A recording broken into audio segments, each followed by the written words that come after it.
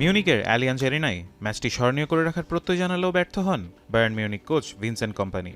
শেষ সময়ে গোল করে হারালেও ফাইনালে উঠতে ব্যর্থ হয় জার্মান ক্লাবটি। ইউরোপিয়ান ফুটবলে এখন নতুন জাদুঘরের নাম কাভারেজখেলিয়া। গোল করা হোক কিংবা গোল করানো, পিএসজির সবচেয়ে বড় ভরসা তিনি। ম্যাচের মাত্র ৩ মিনিটেই জাদু দেখান কাভারেজখেলিয়া। মাঝমাঠ থেকে দুর্দান্ত পাসে তৈরি করেন আক্রমণ। পরে উসমান ডেম্বেলের গোলে এগিয়ে যায় প্যারিস সেন্ট জার্মেই। প্রথম লেগে করেছিলেন জোড়া গোল, দ্বিতীয় লেগে গোল না পেলেও পুরো ম্যাচে ছিলেন দুর্দান্ত।